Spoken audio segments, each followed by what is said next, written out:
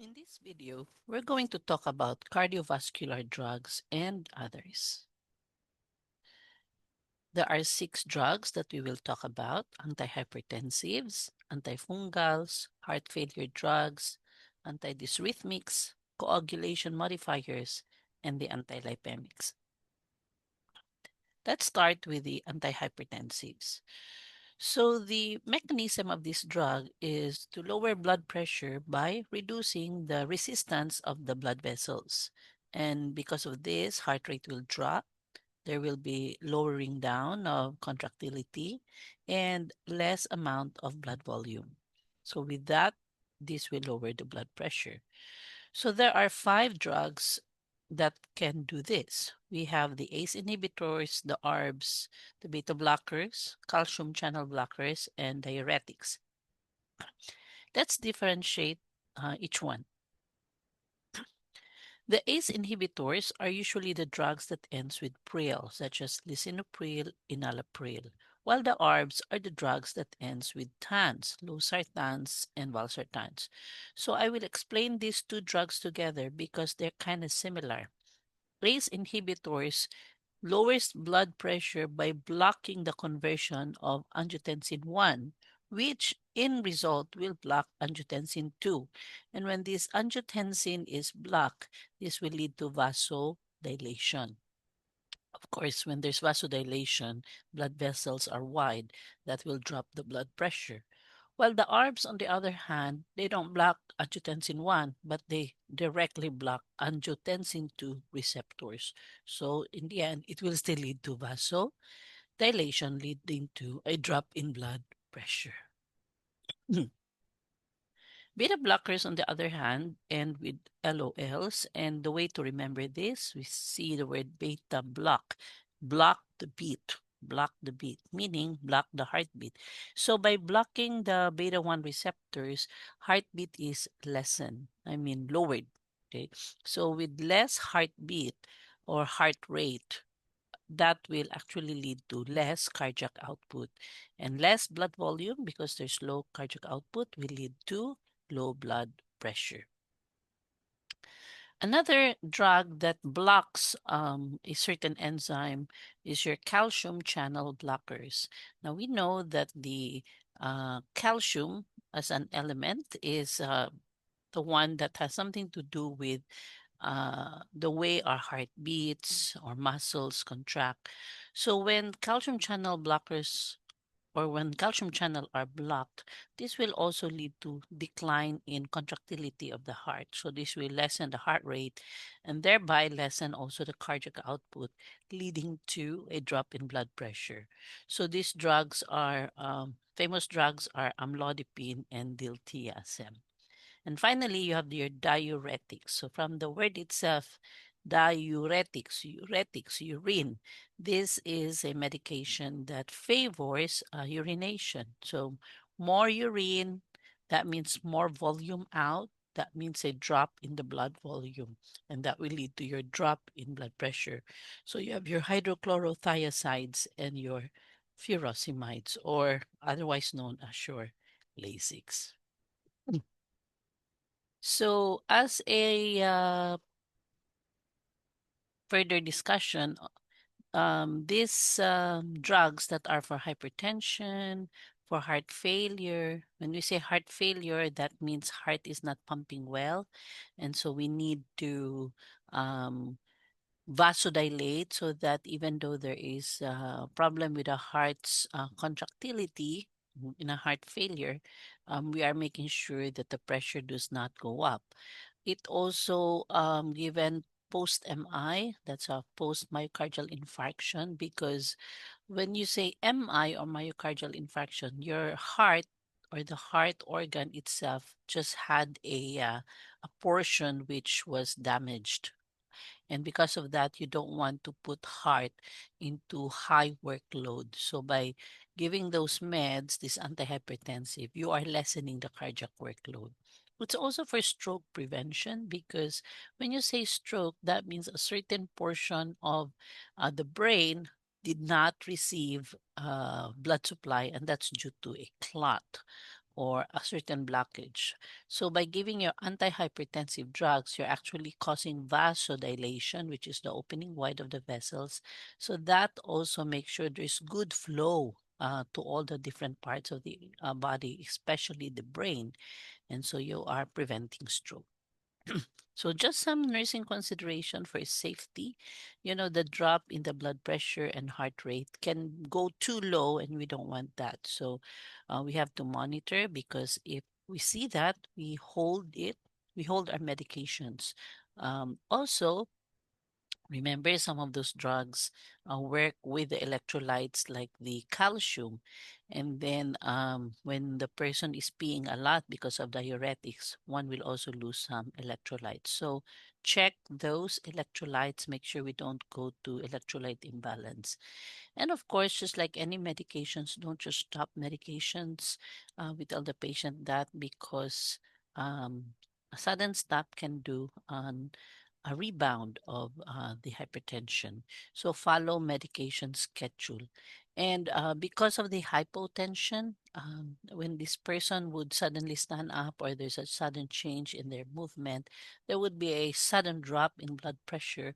So that can lead to dizziness and fainting. So we tell our patient to um, when they change position or there is a sudden body movement, they gotta slow it down and then stay still for a while and check that they're not dizzy. And if so, they gotta report it so that they can be assisted right away.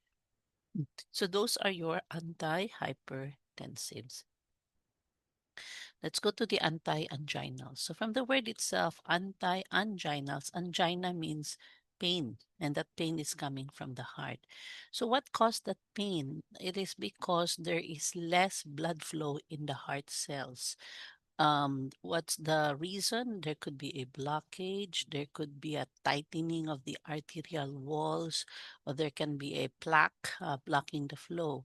So the general mechanism of these antianginals, or the objective, is to improve or increase the blood flow to those areas that are getting less blood flow, and of course getting less oxygen, because oxygen rides with the red blood cells. So by improving blood flow, there would be improved oxygen as well. And so there is the pain in that spot. We're talking here of heart cells or tissues in the heart. That spot will not manifest pain, or if there's pain, the pain is reduced. So we have three common drugs being used as antianginals. We have your nitrates, beta blockers, and calcium channel blockers. We already discussed beta blockers and calcium channel blockers. Um, so we focus on the nitrates. Nitrates, common drug, are your nitroglycerin and your isosorbide. So how do these drugs work? They increase the nitric acid in the blood system. And because of that, it will lead to venodilation and coronary artery dilation. So if you notice, it's very specific. The arteries in the coronary, or these are actually the arteries that supply blood in the heart tissues. So they dilate, and because of that, there will be good flow into the heart tissues and cells itself, and thereby there'll be good circulation in there. There will be good oxygenation. So the tissue that is in pain because it was receiving less, the pain will be relieved.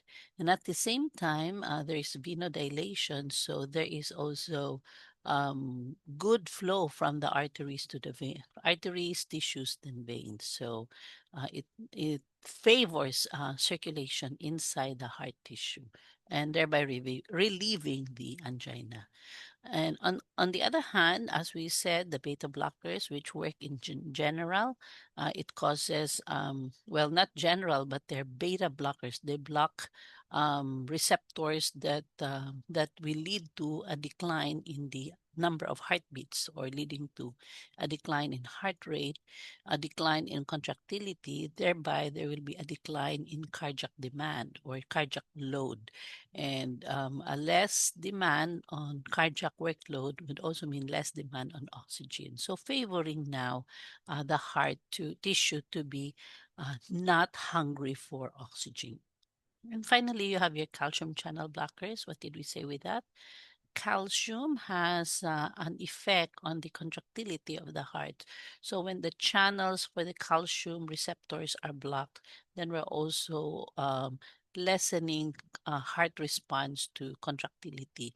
Again, same effect, decrease in cardiac workload, and with less work, there would be um, less demand for oxygen. So there will be enough oxygen to supply uh, the tissues in the heart. So again, we say these medications prevent chest pain, or if there's already chest pain, it improves the circulation in the heart to lessen the pain. Now, for safety issues, this medication can really cause a drop in blood pressure and heart rate, so we monitor that. And then this can also have a side effect of headache, so we monitor that. And we tell the patient best that he sits or lie down before taking these nitroglycerins and isosorbides because they act fast and they really cause fast dropping of BP. So best to sit and lie down to avoid injury. And then this medicine can be carried around for emergency. If there's suddenly chest pain, one can take this tablet under the tongue or sublingual and up to 3 times only every 5 minutes. But on the second take, and if the pain is not relieved, best to call already 911 or seek immediate help, medical help. And also, there's a safety issue here. When on these antianginals, avoid taking sildenafil or your, this is a medication for erectile dysfunction for males. Avoid taking that because when these things are taken together, it can actually lead to cardiac arrest. Okay, so let's go to heart failure drugs. So when we say heart failure, we can take it literal. The heart failed. Failed in what? Failed in its function. So what is the function of the heart?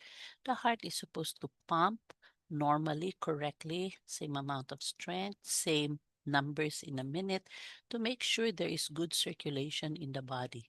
And so when we say heart failure, that means the heart is not efficient in doing its job. So it's either it's not beating correctly in terms of numbers, or in terms of rhythm, it's not doing its job, or worse, it's not beating at all, or it's almost about to stop. So that's your heart failure. So these drugs generally work by improving the energy or uh, the amount or the force of the heart beat. So when the heart beats, it has to be a good beat that it will send a good circulation around the body. So when heart is able to do that, it doesn't need to beat so many times. It can just beat the regular amount of beat necessary so it will send the good circulation. By doing that, heart does not need to work harder. Okay, so that reduces workload of the heart. But yet, even with reduced workload, there is still good cardiac output. So that's actually the function of these drugs. So what are these drugs? These are combinations of your digoxin, diuretics. There are two kinds of diuretics here. And the one we already talked, the ABEs and the ARBs and the beta blockers. So you see these are combination of your antihypertensives and your antianginals. So how do these drugs work? Okay, very similar again. Focused on the same function. So let's start with the DIG because this is like the new one here. So the digoxin, if you see here, the function says inhibit sodium potassium enzymes, or when you see a paste, that's actually an enzymes. So know that when we see the word sodium potassium, um, sodium is found outside the heart cell. Potassium is found inside the heart cell. So whenever the heart does its contraction, we have this sodium potassium pump happening. There is sodium going inside the cell and potassium going out outside the cell. There's an exchange. We call that the sodium potassium pump. So you see with digoxin, there's inhibition of that. Or let's just say it in simple manner. Digoxin will have something to do with the contraction of the heart, which is actually increasing the contractility but slowing down the AV conduction. When you say slowing the AV conduction, so when AV means atria, ventricle. So atria is the upper chamber of the heart, ventricle is the lower chamber. So when there is slowing down of the contraction from atria to ventricle, or from the upper to the lower portion of the heart, it actually allows the heart to beat not too fast, beat not too slow also, but really give a good beat, so that there is an improve in contractility and an improve in cardiac output. So that's how digoxin works. So we can actually say digoxin makes the heart do an efficient, strong um, contraction enough to send workload circulation in the body, thereby lessening cardiac workload. Now, on top of that, we have your diuretics. We have two kinds of diuretics. You have your furosemide or Lasix, and we also have your spironolactones. Earlier, we also mentioned about hydrochlorothiazides. Later on in a video on diuretics, we can really um, differentiate those three so we can see where does each of these drug work. But for now, we'll just focus on the effects of these diuretics with our sodium. I mean, not sodium, but potassium.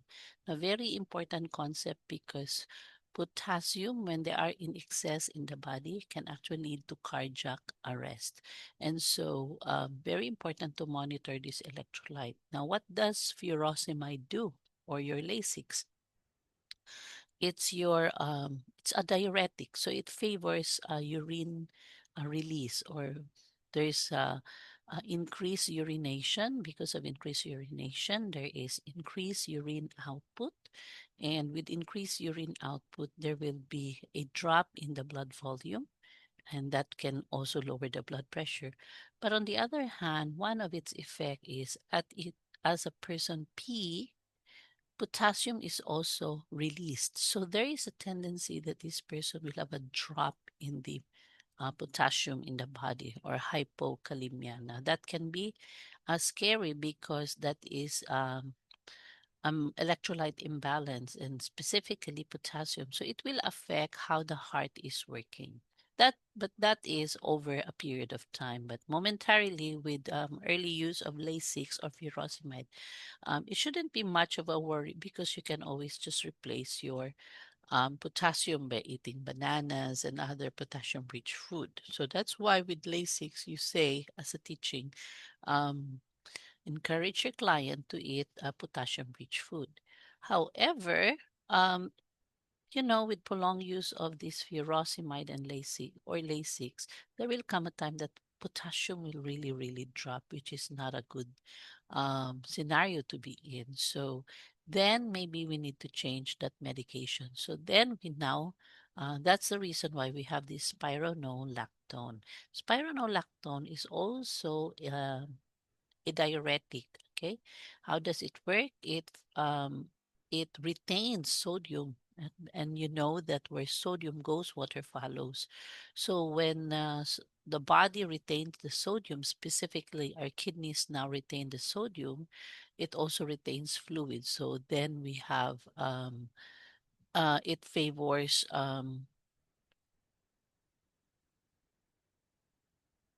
Okay, let's rewind. Not sodium. It actually favors potassium. I'm sorry. So it actually favors potassium, while it allows sodium to be excreted and water excreted. Okay. But this time, unlike your Lasix and or your furosemide, it retains the potassium. So that's why we're switching to spironolactone. But then again, this is now a reverse danger, since we're retaining the potassium, there is now a tendency for potassium to go high.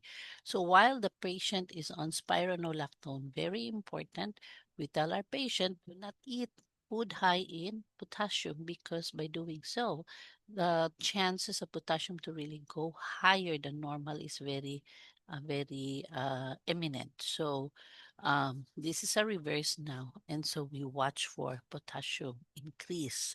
So you see, with diuretics, we always watch for potassium imbalance, but you gotta remember, if it's furosemide or Lasix, you watch for its sudden drop. While and when that is happening already with long-term use, the medication can switch to spironolactone, which is potassium sparing. But then with that drug again, then what you're gonna watch for is a sudden increase in potassium, which can lead to your cardiac arrest. Okay.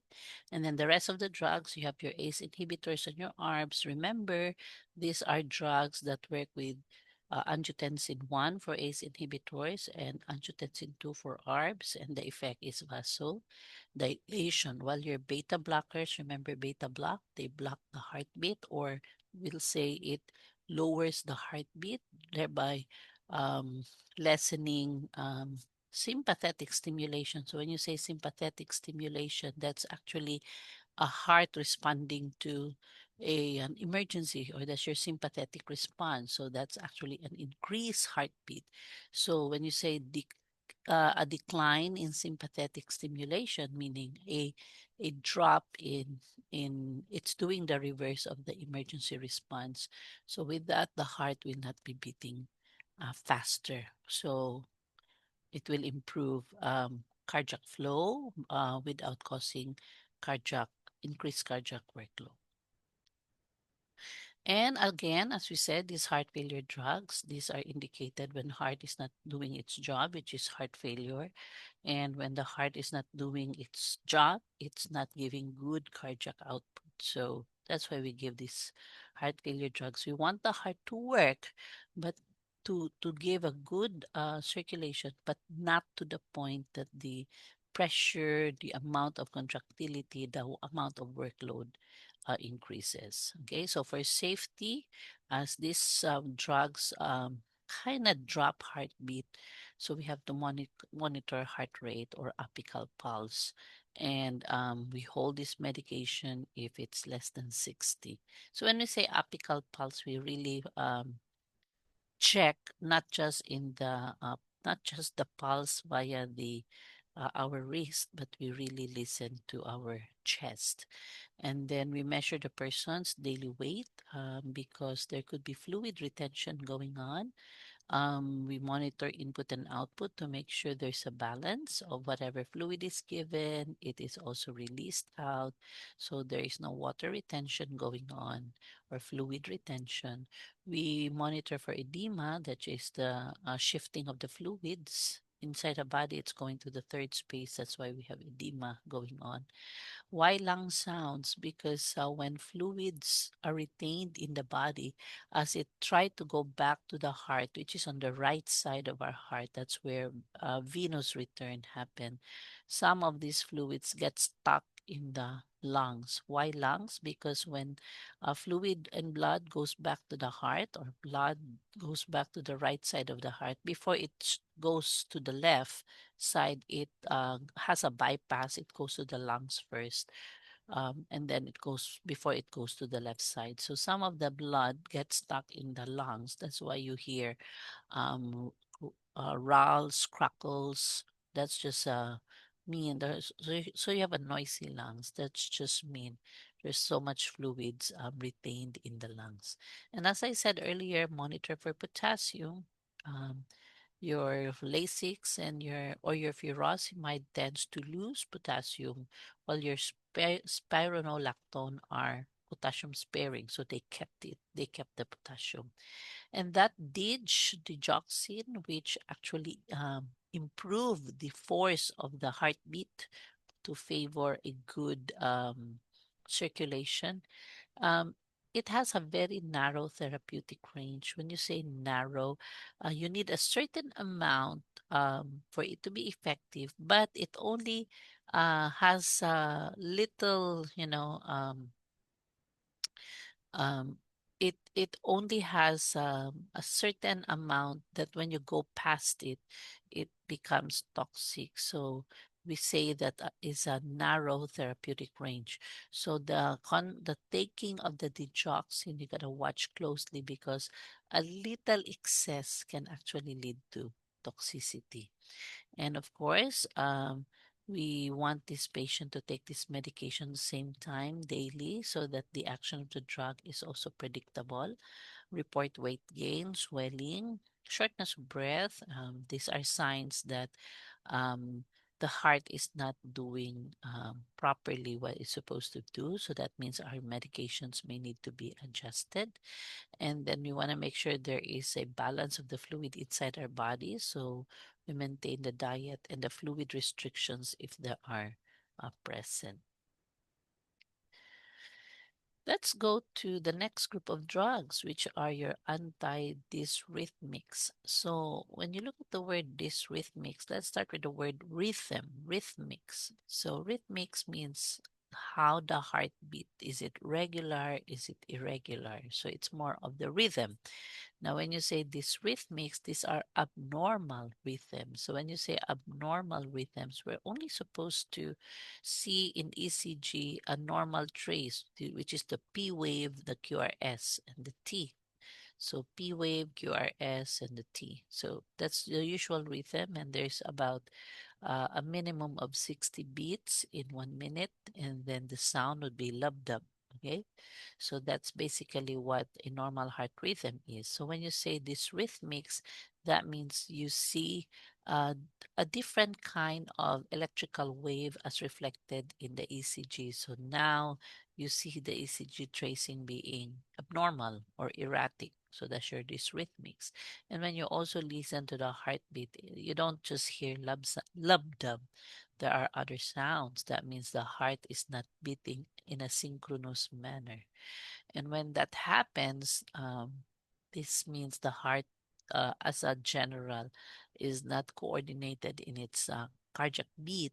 And so it does not do a good job in keeping a good circulation around the body. And so we need to fix that rhythm. And so we have these drugs, your anti-dysrhythmic drugs. Okay. So the general mechanism of these drugs, they modify the cardiac conduction. Okay. When you say conduction, the way the electrical activity move inside the cells or the heart tissue. And how does these drugs do it? By, altering the ion channels or by influencing the autonomic response of the body. Autonomic means that's the innate response of the body, and that includes heart. Okay. So these are really very, very special types of drugs because imagine they're already interfering with the conduction system inside our heart. And so they are classified as class 1, class 2, class 3, and class 4.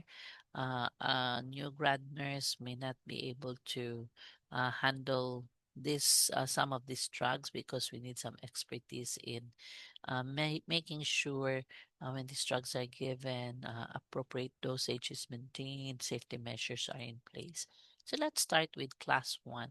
Class 1 are your procainamide and your lidocaine. And they are channel blockers, specifically sodium. So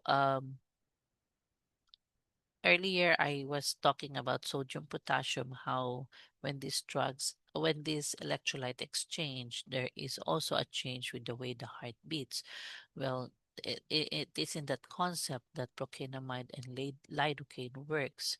What they block is the sodium channel. Okay, so when sodium channel are blocked, so there's now an interference in the cardiac contraction, and so the effect is the slowing down of the conduction or the flow of the electrical activity inside the heart, and the slowing down of repolarization. So when you say repolarization, that's the heart returning back. So in other words, it's now interfering with the way the heart beats and relax, or when the heart contract and relax. Okay, so now this class 1 is taking over how the heart contract and relax.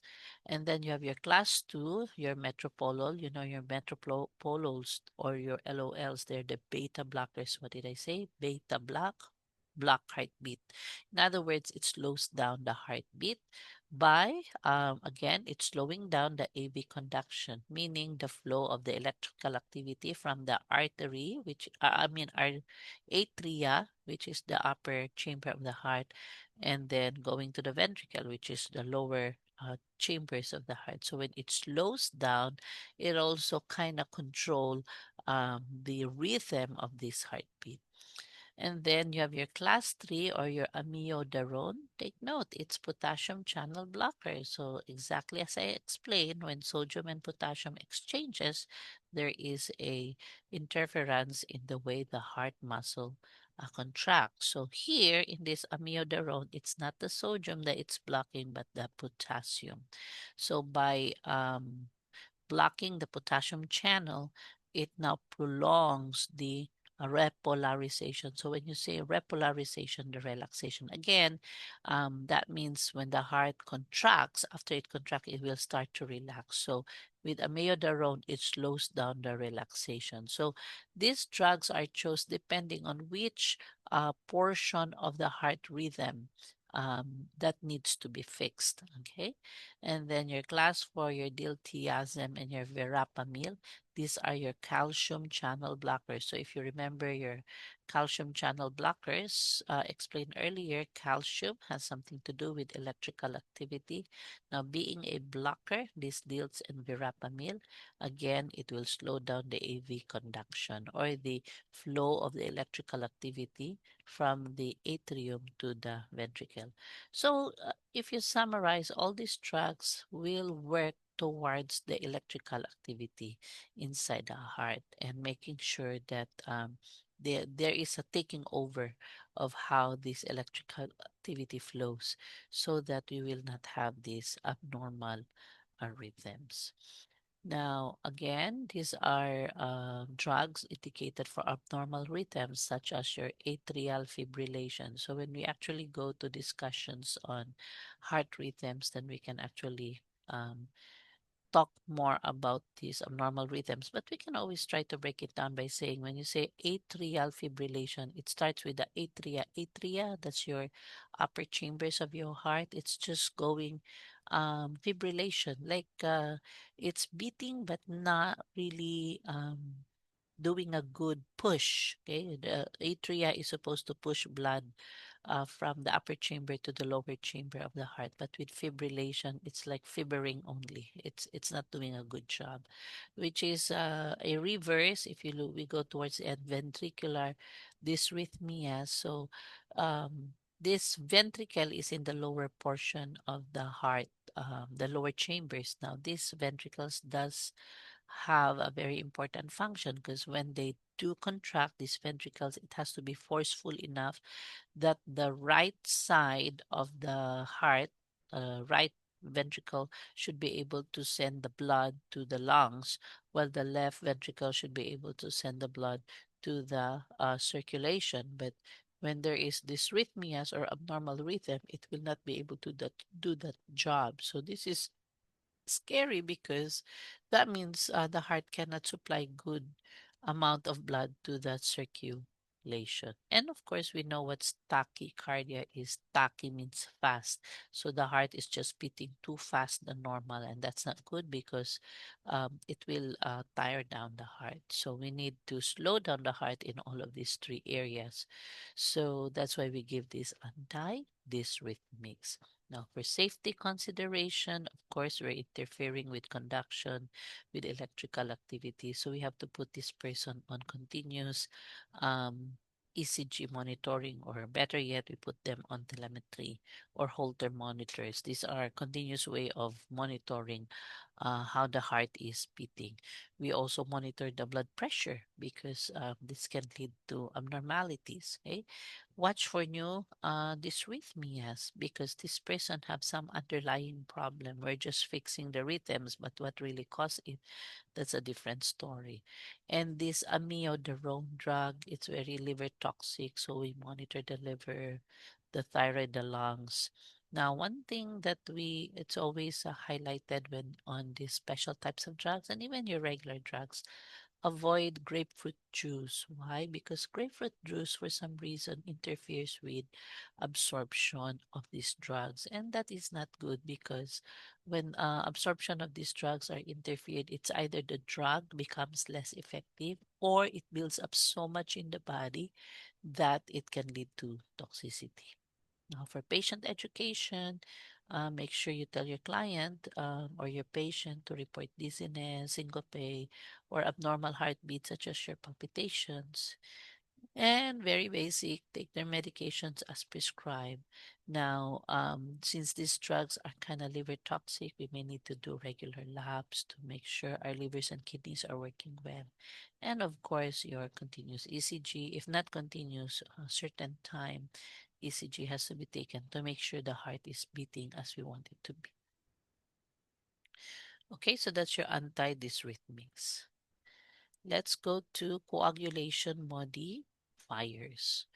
So from the word modifiers, they change. What would they change? The blood's um, coagulation process. So when you say coagulation, that's actually blood clotting. Now, why do we need our blood to clot? Of course, if we have a cut, there's some trauma going on and the person would bleed. We don't want the person to bleed, continuously. Body should have a mechanism to stop it. Okay, so that's why we need those coagulation factors. But then on the other hand, body can be those factors can be overly working that we would have more clots than necessary, and those clots can actually cause blockage in the heart, in the brain, and the blockage can lead to drop in blood supply in those portions of the cells and can cause cell death. And we don't want that because a cell death in the heart means cardiac arrest. A cell death in the brain means stroke. And other parts of the body that would have a cell death because of a block, that just is not good. So we gotta make sure that by using these coagulation modifiers, we will prevent those unnecessary blood clots, or if there is already a blood clot, this medication can actually dissolve that blood clot. So there are two specific ways of busting those coagulation issues. So the most common drugs are your heparin. Okay, your heparin actually um, will increase antithrombin 3. Okay.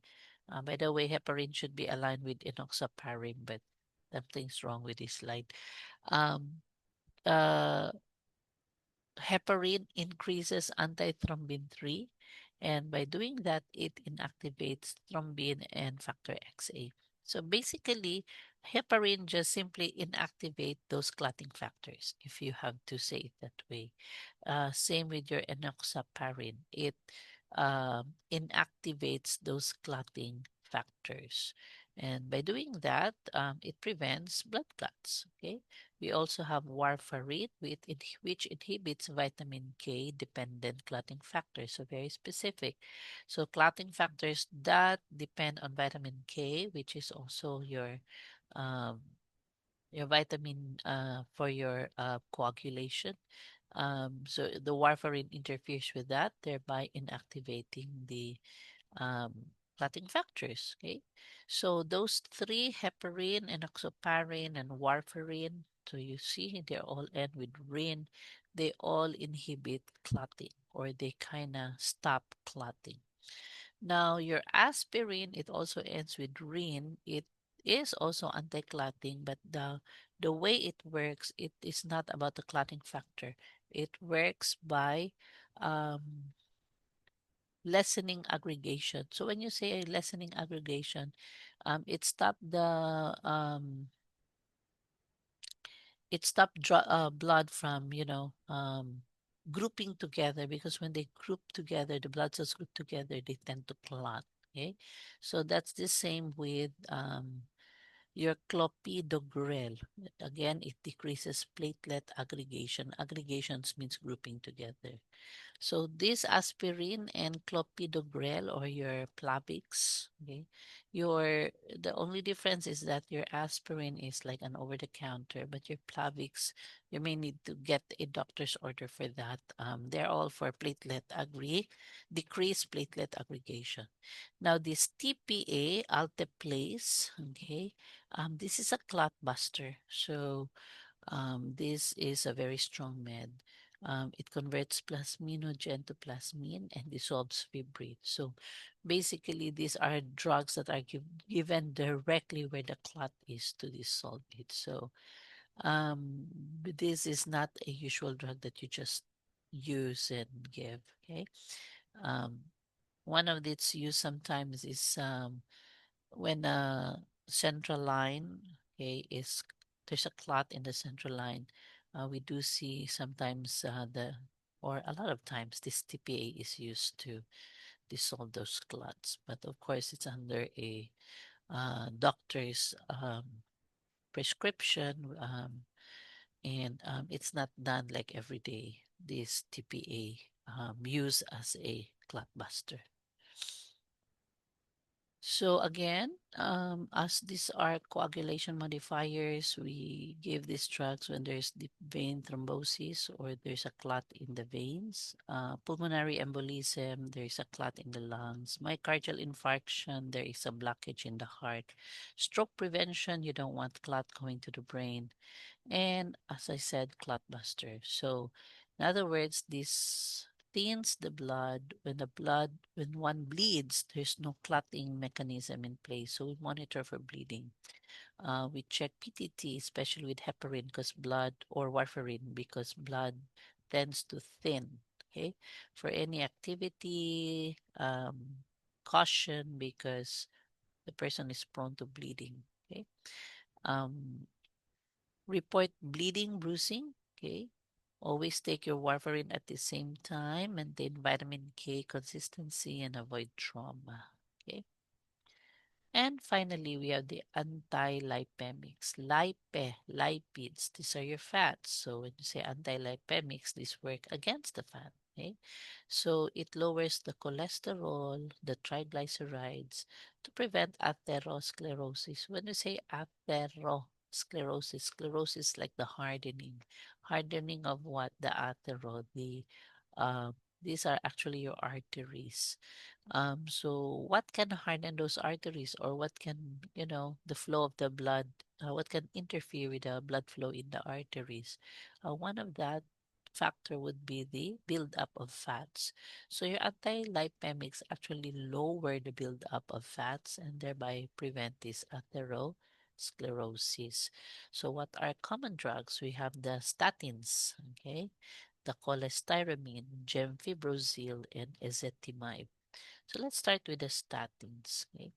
The statins, let's just go to basic function, which is to decrease the synthesis of these fats or decrease cholesterol synthesis. Okay, so and that's exactly what we wanted with antilipemics. Okay, while your cholestyramine will also um, binds with bile acids. Remember, we're supposed to emulsify the fats.